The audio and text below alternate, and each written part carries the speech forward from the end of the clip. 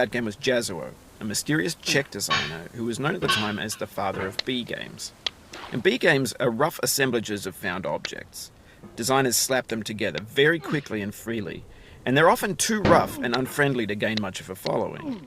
They're built more for the joy of building them than as polished products. In a certain way, Sexy Hiking is the perfect embodiment of a B game. It's built almost entirely out of found and recycled parts, and it's one of the most unusual and unfriendly games of its time. In it, your task is simply to drag yourself up a mountain with a hammer. And that act of climbing, in the digital world or in real life, has certain essential properties that give the game its flavor. No amount of forward progress is guaranteed. Some cliffs are too sheer or too slippery, and the player is constantly, unremittingly in danger of falling and losing everything. Anyway, when you start Sexy Hiking, you're standing next to this dead tree that blocks the way to the entire rest of the game. It might take you an hour to get over that tree, and a lot of people never got past it. You prod and you poke at it, exploring the limits of your reach and your strength, trying to find a way up and over. And there's a sense of truth in that lack of compromise. Most obstacles in video game worlds are fake. You can be completely confident in your ability to get through them once you have the correct method or the correct equipment or just by spending enough time. In that sense, every pixelated obstacle in Sexy Hiking is real. The obstacles in Sexy Hiking are unyielding, and that makes the game uniquely frustrating. But I'm not sure Jazzuo intended to make a frustrating game. The frustration is just essential to the act of climbing, and it's authentic to the process of building a game about climbing. A funny thing happened to me as I was building this mountain. I'd have an idea for a new obstacle, and I'd build it, test it, and it would usually turn out to be unreasonably hard. But I couldn't bring myself to make it easier. It already felt like my inability to get past the new obstacle was my fault, as a player rather than as a builder. Imaginary mountains build themselves from our efforts to climb them, and it's our repeated attempts to reach the summit that turns those mountains into something real. When you're building a video game world, you're building with ideas, and that can be like working with quickset cement. You mold your ideas into a certain shape that can be played with, and in the process of playing with them, they begin to harden and set until they're immutable, like rock. And at that point, you can't change the world, not without breaking it into pieces and starting fresh with new ideas.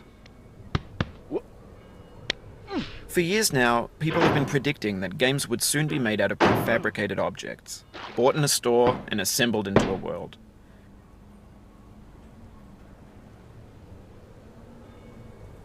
And for the most part, that hasn't happened, because the objects in the stores are trash. I don't mean they look bad or that they're badly made, although a lot of them are. I mean they're trash in the way that food becomes trash as soon as you put it in the sink. Things are made to be consumed and used in a certain context, and once the moment is gone, they transform into garbage. In the context of technology, those moments pass by in seconds. Over time, we've poured more and more refuse into this vast digital landfill that we call the internet. It now vastly outnumbers and outweighs the things that are fresh and untainted and unused. When everything around us is cultural,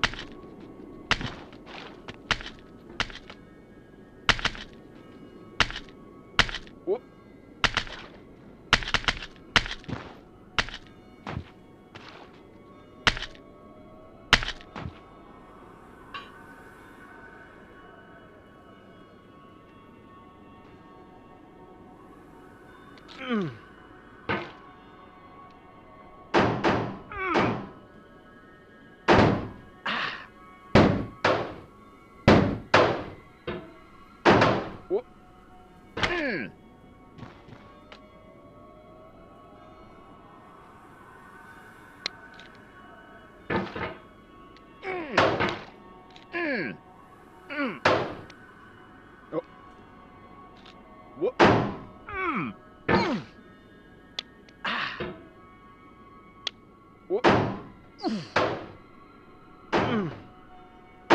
What? Oh.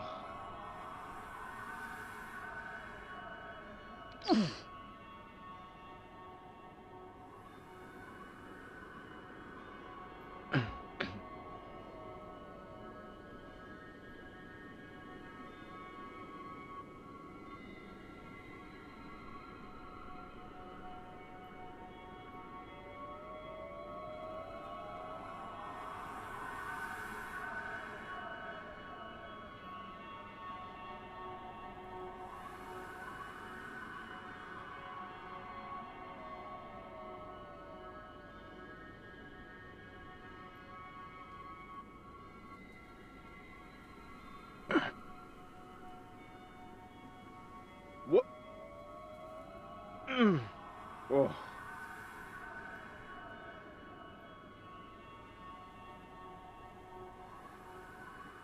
What? Oh. What?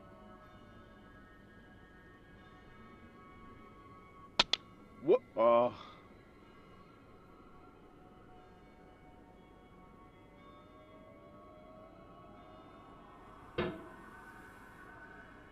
What? No.